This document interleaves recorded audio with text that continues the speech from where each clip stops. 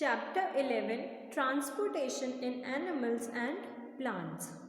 This is the sixth and the last video of this chapter.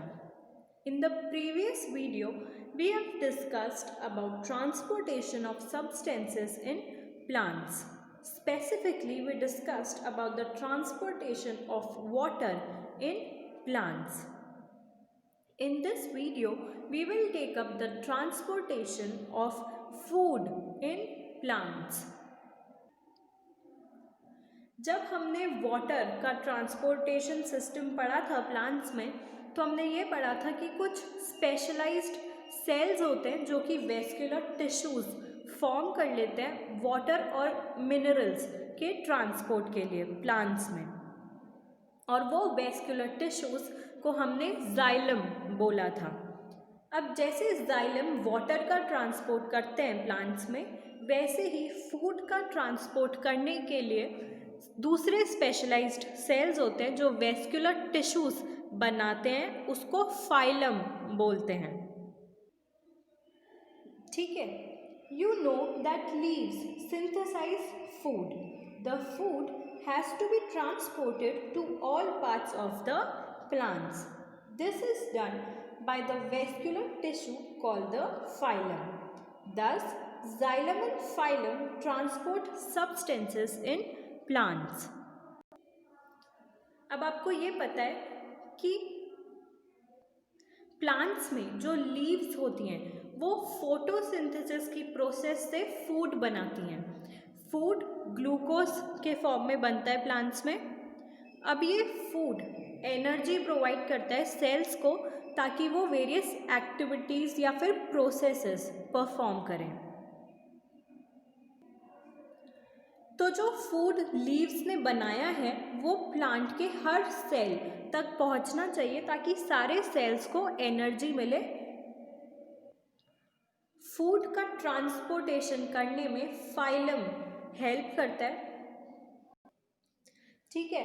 तो जैसे water के transportation के लिए जाइलम था, वैसे ही प्लांट्स में फूड के ट्रांसपोर्टेशन के लिए फाइलम है.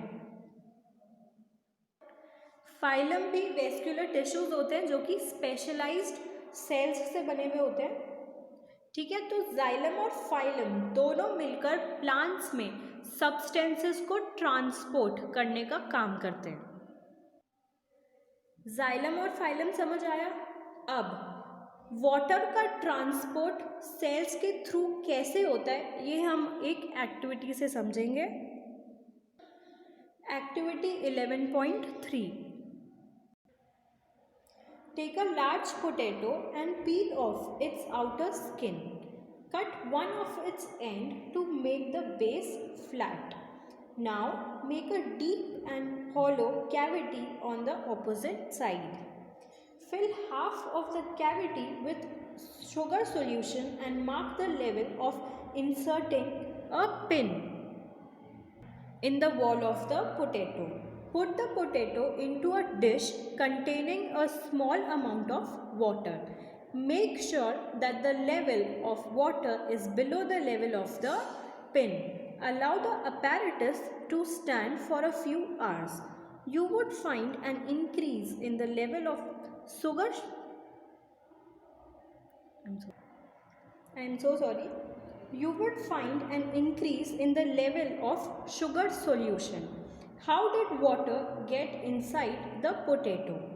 For very short distances, water can move from one cell to another. In the same way, water reaches xylem vessels to the roots from the soils. ठीक है. इस एक्टिविटी में आपको एक बड़ा आलू लेना है और उसको छीलना है. फिर उसका कोई भी एक साइड काट कर उसका बेस फ्लैट कर देना है. जिस साइड का आपने बेस फ्लैट किया है उसके ऑपोजिट साइड में एक कैविटी बनानी है जो कि हॉलो होनी चाहिए. मतलब कि एक गड्ढा जैसा करना है उस आलू में.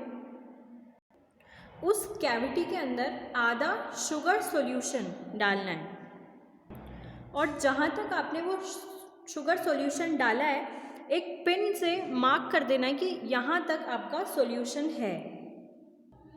फिर एक कंटेनर या फिर डिश लेना है जिसमें आपको थोड़ा सा पानी भरना है और उस पोटैटो को उस डिश में प्लेस कर देना है, रख देना टिका कर। कुछ घंटे उसको रखे रहने देना। आप देखोगे कि जो शुगर सॉल्यूशन है उसका लेवल इंक्रीज़ हो गया है, मतलब जो पिन आपने लगाई थी उस पिन के ऊपर चला गया है शुगर सॉल्यूशन का लेवल। ऐसा इसीलिए होता है क्योंकि जब डिस्टेंस कम होता है तो वाटर एक सेल से दूसरे सेल में मूव कर सकता है। इस एक्टिविटी में जैसे वाटर मूव कर रहा है और उसका लेवल इंक्रीज हुआ है, वैसे ही जाइलम वेसल्स में वाटर ऊपर की तरफ मूव करता है। ऐसे करके सॉइल से रूट्स में आ जाता है और फिर रूट्स से ब्रांचेस और स्टेम्स में और फाइनली फिर लीव्स में। ठीक है, वाटर का ट्रांसपोर्टेशन समझ आया। अब हमारा एक और इम्पॉर्टेंट टॉपिक है इस चैप्टर का, transpiration. Plants absorb mineral nutrients and water from the soil. Not all the water absorbed is utilized by the plants. The water evaporates through the stomata present on the surface of the leaves by the process of transpiration. The evaporation of water from leaves generates a suction pull, the same that you produce when you suck water through a straw, which can pull water to great heights in the tall trees. Transpiration also cools the plant. ठीक है, तो इस chapter में जैसे कि हमने पढ़ा कि प्लांट्स मिनरल न्यूट्रिएंट्स और वाटर एब्जॉर्ब करते हैं रूट्स में से, लेकिन जितना भी पानी प्लांट्स एब्जॉर्ब करते हैं ज़रूरी नहीं है कि वो सारा यूज़ करें। तो जो पानी प्लांट्स यूज़ नहीं करते हैं वो इवेपोरेट हो जाता है। कैसे इवेपोरेट हो जाता है? स्टोमेटा के थ्रू। स्टोमेटा लीव्स में प्रेजेंट होते हैं। ये मैं आपको प्रीवियस चैप्टर में डिटेल में बता चुकी हूँ। तो लीव्स की सरफेस पे जो स्टोमेटा प्रेजेंट है उसके थ्रू जो वाटर इवेपोरेट हुआ, इस प्रोसेस को ट्रांसपिरेशन बोलते हैं।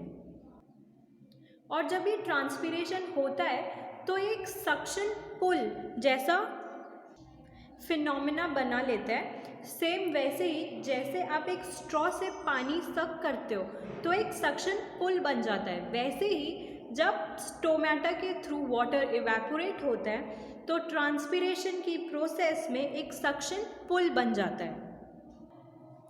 इससे क्या होता है कि टॉल ट्रीज में वाटर ऊपर तक इजीली पहुंच जाता है। इसके अलावा ट्रांसपिरेशन की प्रोसेस प्लांट्स को कूल रखने के भी काम आती है, ठंडा रखती है, प्लांट्स को हीट से बचाती है। ट्रांसपिरेशन की प्रोसेस इंपॉर्टेंट है। With this we are done with chapter 11, transportation in animals and plants.